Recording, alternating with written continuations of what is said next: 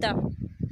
Ембрионалните дюни всъщност, според хабитатните класификации и дефиниции, представляват най-първоначалния етап на натрупване на пясъка, на акумулиране на определени места. Ето тук при сблъсъка на водата и морето се е получило такава акумулация и вдигат се някъде около метър височина, заселват се многогодишни растения, както в случая този морски класник, Леймус ръцеморус, който фактически укрепва с разпространятата си коренова система, стабилизира пясъка и позволява заселването и на други видове.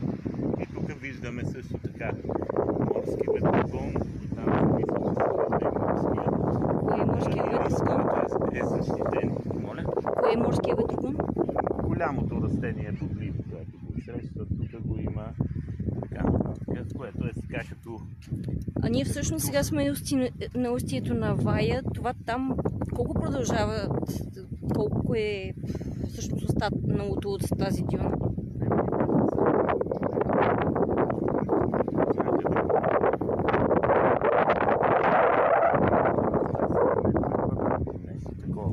Там виждаме, че е заравнявано от концесионера. Значи, по принцип, на устието на реката, където се появява преливане, логично тук да има и понижение. Сега, докъде и какво точно е заравнявано, аз не мога да кажа в момента. Но реката, тя през пролетта прелива и влиза в морето, като има дъждове, така че тук по принцип е най-ниската част на този плаж.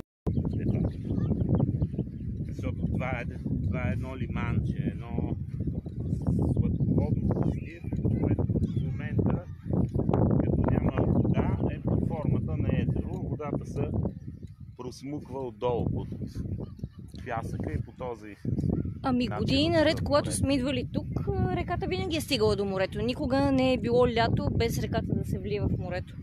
Ами, много вероятно причината е и сушата, дето имаше. Сега не знам. Зимата беше много безснежна. Ето ги Симеон и Чеф.